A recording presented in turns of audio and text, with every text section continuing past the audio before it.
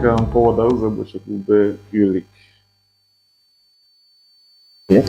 Tell us about yourself and your growing up experiences. Okay, like I said, I'm for the Uzoegbo Chekwube Uzoegbo, so president of Chekas United, CEO Chekas Maritime Services, so MD Melchizedek Agencies Limited. So, I was born and brought up in Anambra State, Aguleze, precisely, in Agwata local government. So, attended my primary school in Central School, Aguleze. So, then secondary school, community secondary school, Aguleze. Obtained my first school living certificate and YX certificates. So, right in my community. So, I'm a homeboy. So, before proceeded to my university days. So, I studied in Novena University, Delta State. So, where I got my BSc. So, in Energy and Petroleum Studies. So, later on, I traveled abroad, so then got some other degrees. Then coming back home, I worked with Minister of Power and Energy, so in Delta State. So that was my first experience, so as a government staff. So, okay.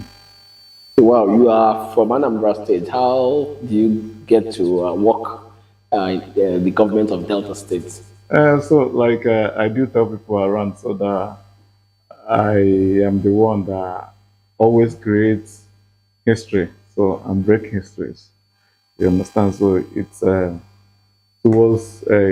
all about commitment. I was able to meet that Oholo. So during our conversation and all that, how we related. So then that time gave me a trial. So which that trial makes me to work as first only an umbrellian that works in the industry. So then I was a field officer then. So most of the conventional lights in Delta State back then, I was the one that installed it. So as an energy installer, so then we also an energy analyst. So, Oh, so that's what led you to working with the government in Kwara. yes, exactly. Okay. What So inspired? which after he proceeded making me his personal assistant. So we reported directly to permanent sec Delta State then. Oh, okay, okay. So, what inspired you to venture into both maritime industry and football management? Two very different but demanding sectors. My maritime industry, like I said, after finishing my studies, then I retired back to the industry. So in basis of although first I was invited, that's when I returned from abroad. So I was invited by Conoi, so which at the time I have to go for self-analysis. You understand? So which of the job that can actually permit me so to have time to venture into other things. So that makes me to consider maritime work. So then I get into the business through my brother, so my senior brother. So then from there we started from scratch. So till we got to this stage. So and I enjoyed the job. So that was the thing. So then in football aspect of it, so I also thought of what can actually make me to impact directly to youths. So then I looked into sports, of which that makes me to own Chekas United. Although I started with Angels Football Club of Nigeria, so which I'm their current chairman presently.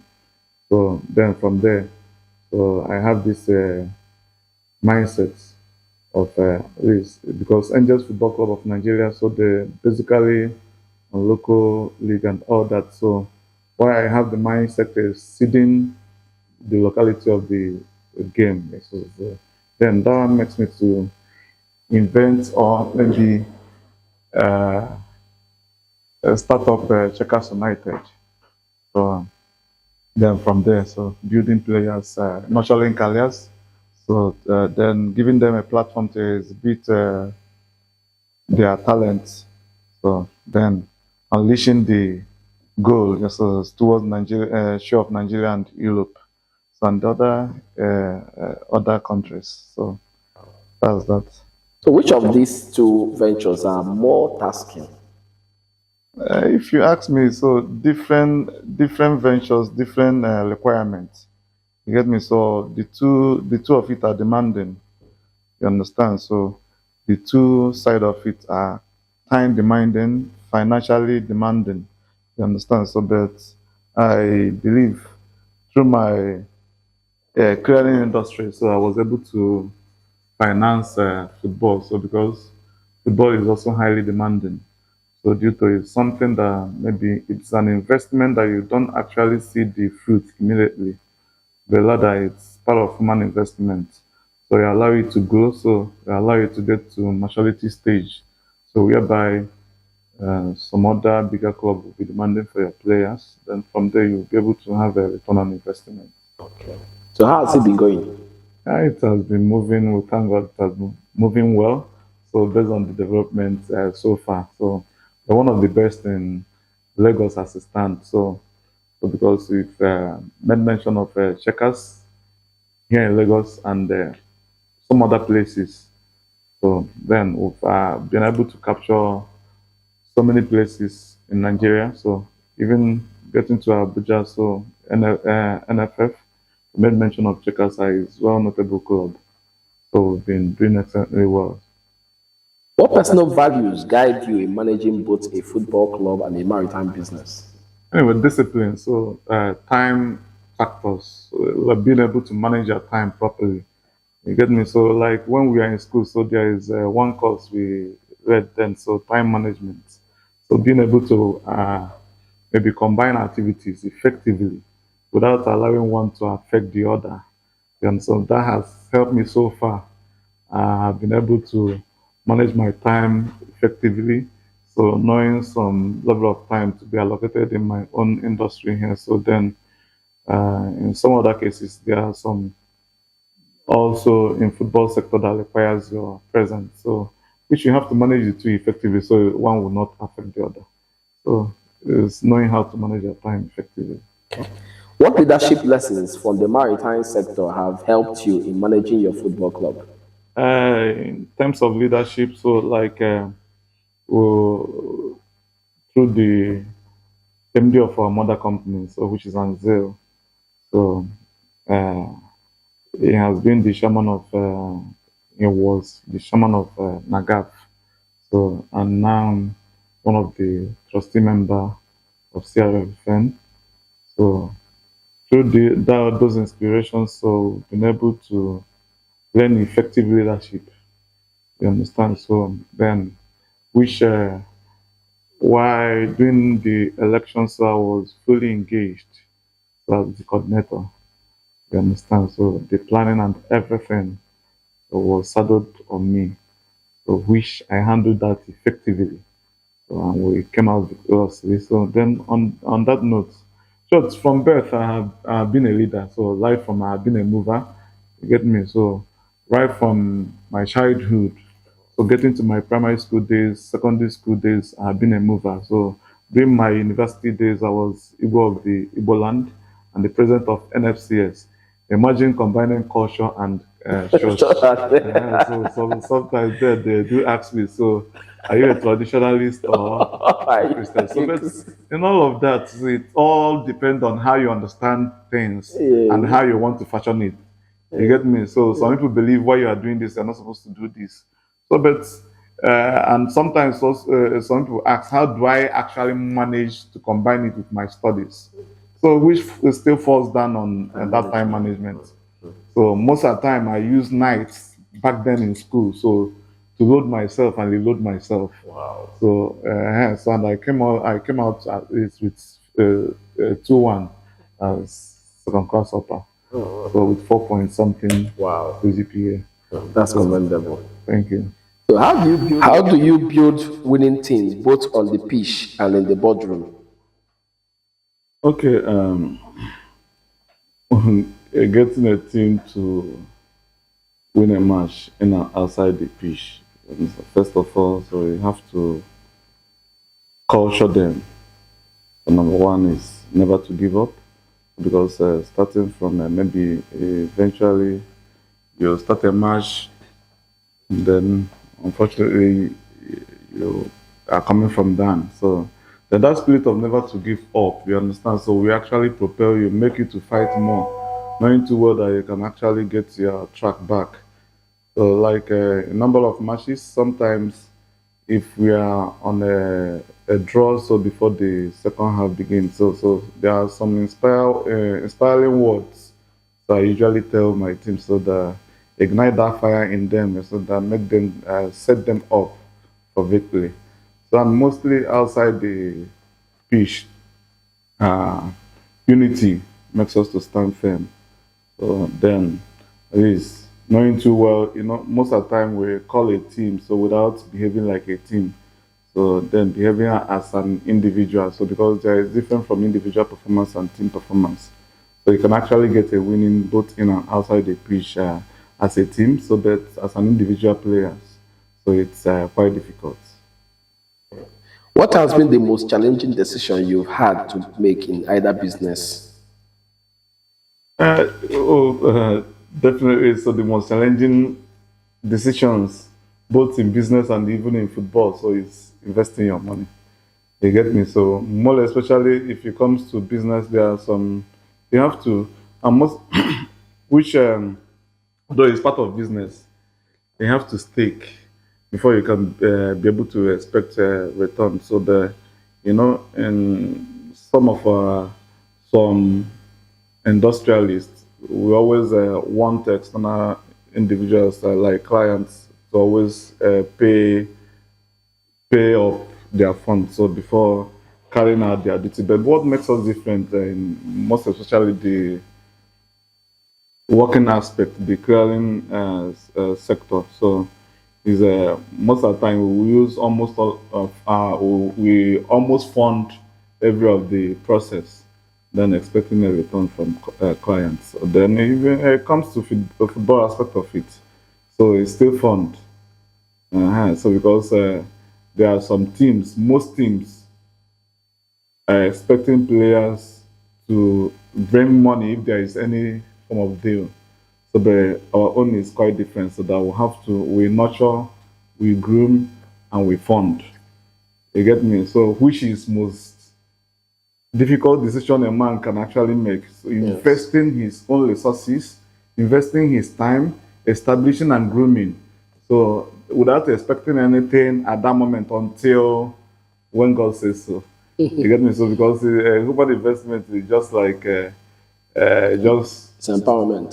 so empowering the youth, setting them up to actualize and achieve their purpose in life. So because there are so many youth wallowing out there, so many talented youth. Let me use the word talented. There are so many talented youth wallowing out there. So without opportunity, so but most thing you can, the best thing you can get in life is given opportunity. You understand? So, which is what you are bringing to their doorstep. So, giving them opportunity to excel, so exhibit their their talents. You get me now, setting them up to a better future. So, then bringing them out of the streets. So, then channeling their career so to a better place, likes of playing in Europe and also representing our country, Nigeria. What measures are you putting in place to ensure your club is financially sustainable long term? The measures are not being stagnated, you understand? So then we have been pushing to get collaborated with the foreign clubs, you understand? So then also pushing for external sponsors, like getting them sponsoring our jersey and some other items. So then, like I was also in discussion with someone last end of last year. So due to we actually achieved a lot of some number of success last year. So I was discussing with a few persons if there is a way that we can actually acquire a large space, building a stadium of our own. You get me? So which it will also be an avenue to generate funds. So both for the investors and the team as well. That's nice. So, how would you describe the current state of the maritime industry in Nigeria, and what opportunities do you see emerging? Maritime industry. So although we are like a bedrock to economy of Nigeria. So because if it comes to revenue, so maritime is the highest. Is let me say one of the highest Industry. platforms. So they used to generate revenue in the country.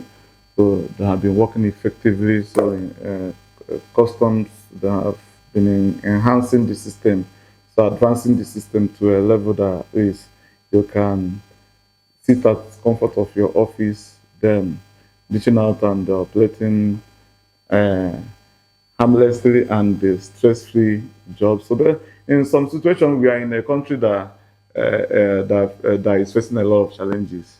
And Nigeria was supposed to have been a developed country at the moment, so that we are still. Let me not just say underdeveloped, but we are still developing country.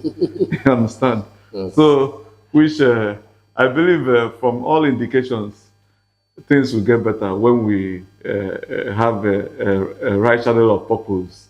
You understand, to the right directions. So because misplaced purpose has actually misplaced the country economy. You understand? So then sometimes setting it to a disaster. You get me? Like maritime industry also, I don't see reason why uh, if we do proper analysis, the goods cleared in our neighboring countries, so it's quite a bit cheaper to compare Nigeria. So which Nigeria is giant of Africa. So I think other countries are supposed to be emulating from us, not we actually depending on them for sustenance and all that. So uh, I believe with time, things are going to set in right places. And hopefully, maybe 2027, Hopefully. hopefully. What reforms or innovation do you believe are necessary to strengthen the sector? Okay, like I said, number one is channeling our purpose towards like a Good leadership. good leadership. Exactly. Leadership. You understand? Yes. In as much as the custom sectors are not performing bad, so but once we have some other loopholes in Nigeria leadership, it actually affects. You get me? Policy. So like let there be equity in all our dealings. You get me? So because eventually, and also some of the terminals we have in Nigeria, you see the cost of clearing in one particular terminal might be different from cost of clearing in the other terminal. So why all these goods, these items are going into the same market? You get me? Indirectly affecting some clients. You understand? And if you look at it properly, eventually, if all of them channel their items in one particular wharf, it will get congested, therefore accumulating more damages. So equity, let them try as much as they can to at least enhance the sector to have some level of equality. So in terminal charges and all that. Okay. With such demanding ventures, how do you maintain work-life balance and personal well-being? Personal well-being and work.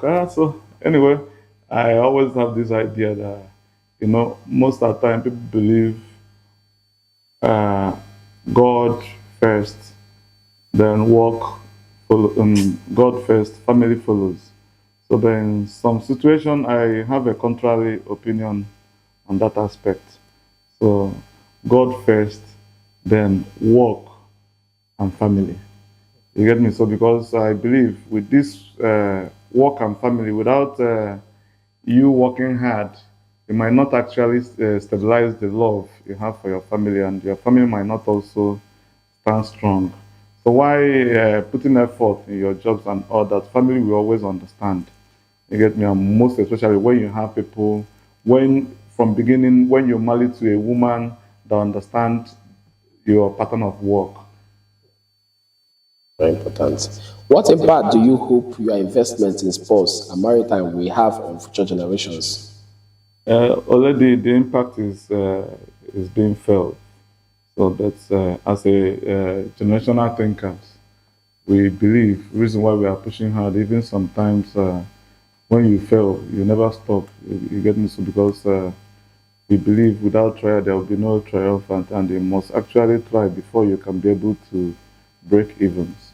So most of the time we don't just do things for immediate interest and all that, but rather as a generational thinker, we build, we lay a proper foundation. So waiting for others to stand firm on it to at least to attain to a better height.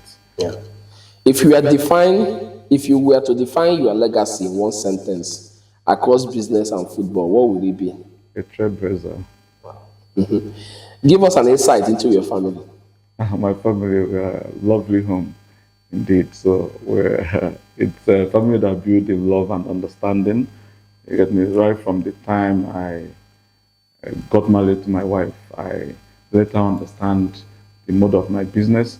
Then I might be in the office around 11 at night, 11 p.m. Before I got married to her, I will call her. And so that I'm still in the office. So she will know the situation of the work the husband is doing. So not a situation whereby the moment you marry the wife, she'll be expecting you to come back home around 3 p.m. Why you know it's not possible? So because of the mode of your job. So then she's a woman that understands as well. So then uh, the family entirely also are set on a solid rock and sure Yeah. that can never be displaced. Yes. You understand? How do you unwind after a stressful day?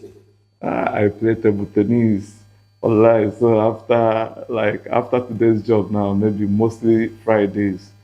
So I play table tennis, which is a game I love so much. Outside football, you get me. Then on Sundays, I usually go to field, play games. Yeah, that's the thing. Sharing a proper ideas and how to get going. Okay. What's your favorite place for vacation? Favorite place for vacation. If you say favorite place, I do travel, so but my favorite place is village. Another village boy. Oh boy. The last interview we had was a home boy too. So okay. In 2 words, describe who you are. Okay, so if it comes to who I am, so I'm a gentleman. Eh? Well, I said, I don't want to praise myself anyway, so but I'm gentle to the core. So but not sheep. So because I am also a man of all fairness. I love equity and fairness in all my dealings. So I'm a man of kind-hearted. So that's That's me. nice. Who and who would you owe your successes to? I owe my success to God, number one. So also to my parents, late parents. So because they have been the inspiration empowering the family. So before their during their time on earth. So then thirdly, so my brother and boss. So because the foundation of maritime industry so was laid by him. So and my entire family. So they have been so supportive. Every good idea they have been so supportive. So I owe it all to them. What advice do you have for the young generation looking forward to walk in your footsteps? Uh, anyway, so they should be ready to give it their all without having any reserve. So because most of the time our young youth expectancy are high, so they're expected to achieve great things with a little time. So but everything is a gradual process. So them understanding that success does not come easy, so the failure can easily come.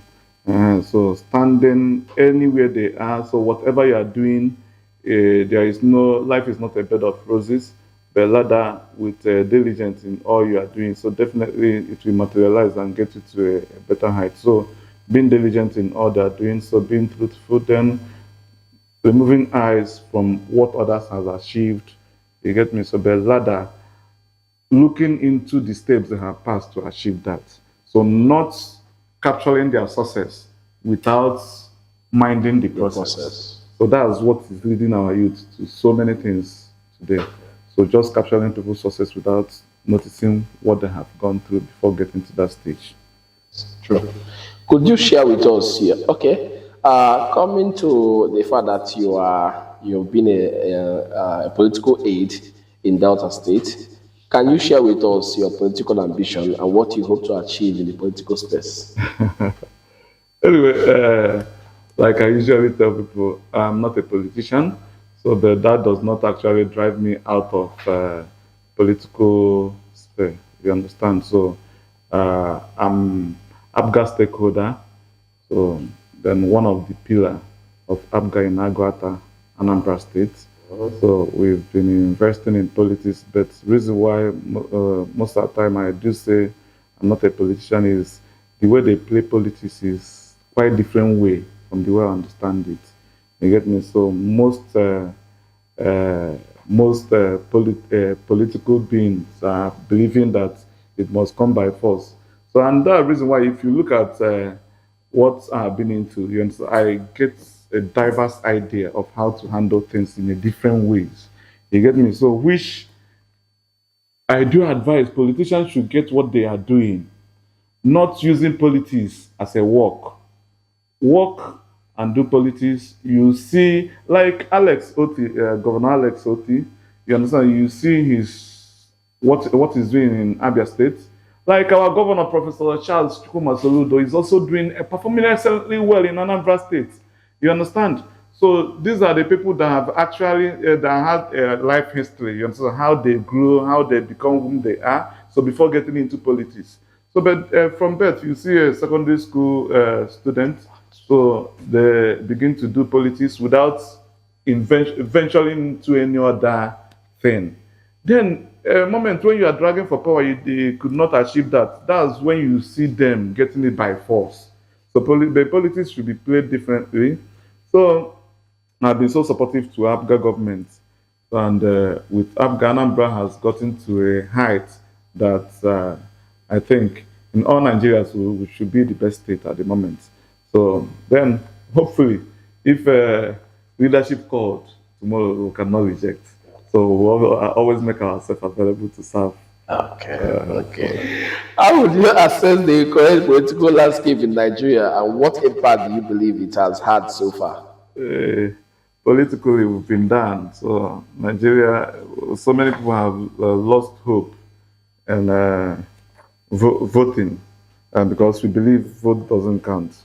So, but those are the narratives we are planning to change. We are thinking about. So, so if you watch the last election in Anambra State, so there was a lot of openness. So that gives us a higher hope that things can actually change. So then, but people are not believing in votes again. So first of all, we have to begin to sensitize, educate them. You understand? So it's just like we're learning to unlearn. That's the thing, unlearn to relearn. So because there are so many people that are not voting, most population, registered voters are not voting because they believe their vote doesn't count. So but the sooner the better. We begin to change. I wish they can actually do transmission of results immediately while we are voting. So it will help a lot. So that's that. Thank you. Thank you so much.